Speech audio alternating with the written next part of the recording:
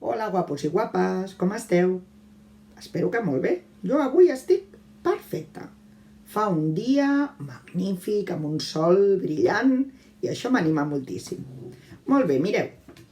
Suposo que tots heu llegit el text de la descripció del paisatge, com deia en les instruccions de la feina. Abans de veure el vídeo, havíem d'haver llegit una o dues vegades amb el cap aquest text, igual que ho fem a l'escola. Molt bé, doncs ara que ja tots l'heu llegit, el que farem és que jo em faré una lectura en veu alta mentre vosaltres aneu seguint el que llegeixo en el vostre full. D'acord? Vinga, comencem. Des de la finestra veig grans muntanyes amb una fina capa de neu que sembla un pessic de cotó de sucre. Les muntanyes tenen un color verd i groc com un gelat de llima. Hi ha un bosc ple d'arbres, d'un color exquisit i molt bonic. A la llunyania hi ha un poble que li dona un toc rural al paisatge. Hi ha un riu blau com les llàgrimes d'un xiquet petit, que quan li toca el sol sembla d'or. Darrere hi ha un pantà que és la cirereta del pastís. En poques paraules, el més bonic és l'herba al voltant de l'aigua, que li dona un color molt especial. Tot està voltat de camps, d'un color verd fosc. Més enllà, a l'oest, hi ha una granja, amb unes ovelles pasturant.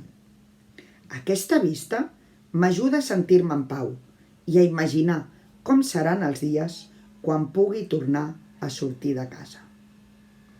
Molt bé. Mireu, suposo que mentre llegíeu aquest text, o mentre heu escoltat com el llegia jo, heu estat capaços d'imaginar alguna part d'aquest paisatge, alguna cosa. Jo, per exemple, m'imagino molt el color aquest que diu com un gelat de llima, aquelles muntanyes que a vegades veiem que tenen aquell verd grogós, entre verd i groc, o el llac, quan li toca el sol i sembla d'or. Molt bé, doncs mireu, quan descrivim un paisatge hem de tenir en compte que el que ho llegeix, o imaginar que el que ho llegeix, no l'ha vist mai.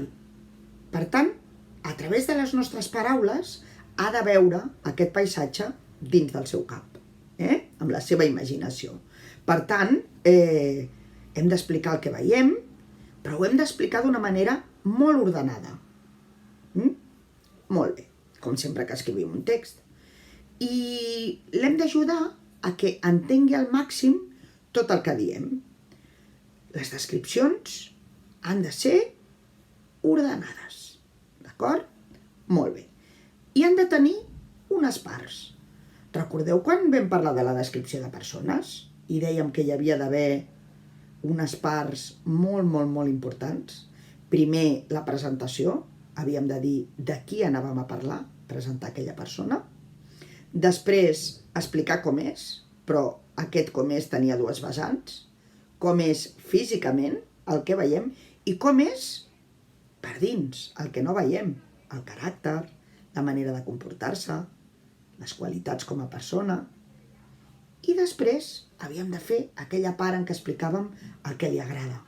I aquí dins podem incloure els costums, com vesteix, els hobbies. Molt bé.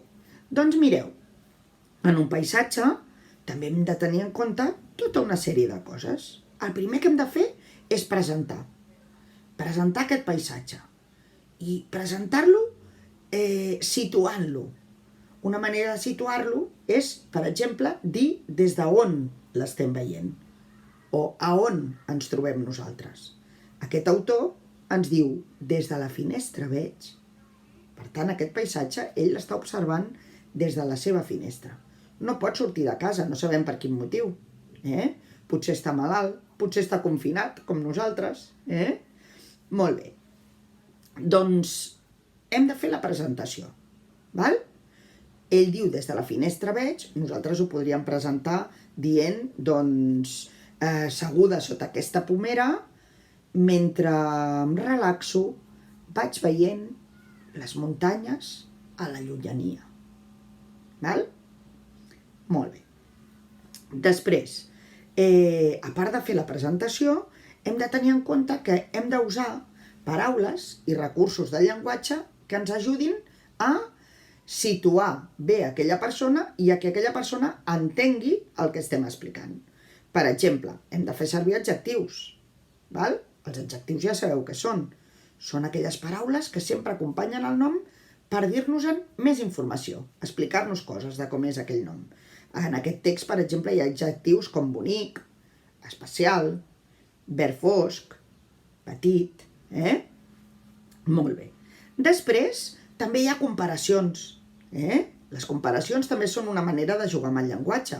Per exemple, verd i groc com un gelat de llima, blau com les llàgrimes d'un xiquet petit, neu que sembla un pessic de cotó de sucre. Això són les comparacions. Molt bé. I després també hem de fer servir paraules que situïn les coses, que ens indiquin on està situada cada cosa. Per exemple, llunyania, darrere, més enllà, al fons, al davant. Sí? Molt bé.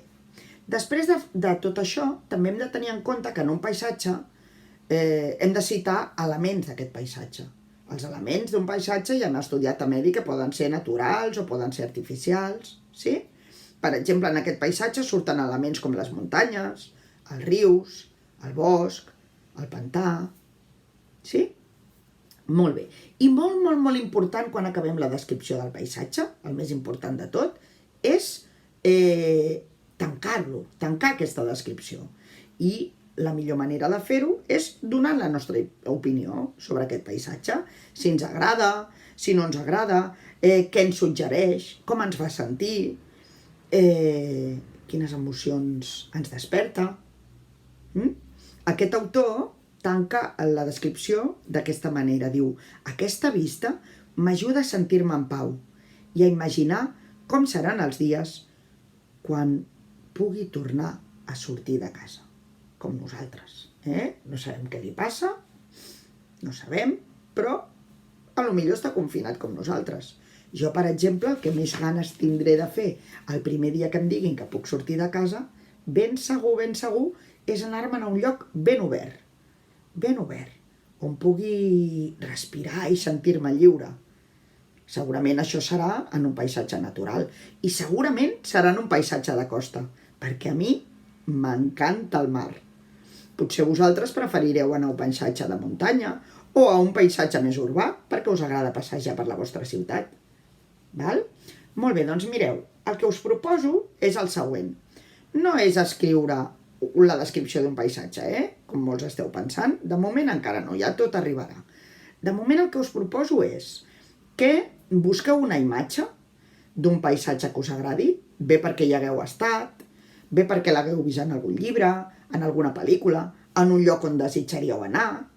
La busqueu i us la mireu ben mirada, intenteu trobar totes aquestes coses que hem dit que ha de tenir la descripció d'un paisatge i quan creieu que ja ho teniu clar, intenteu descriure-li aquesta fotografia oralment a algú que tingueu a prop, algú que estigui amb vosaltres a casa. El pare, la mare, algun germà, o enviar-li una descripció oral a algú, li envieu la foto i la descripció i li diu, mira, a veure si et sembla bé com he descrit aquest paisatge de manera oral.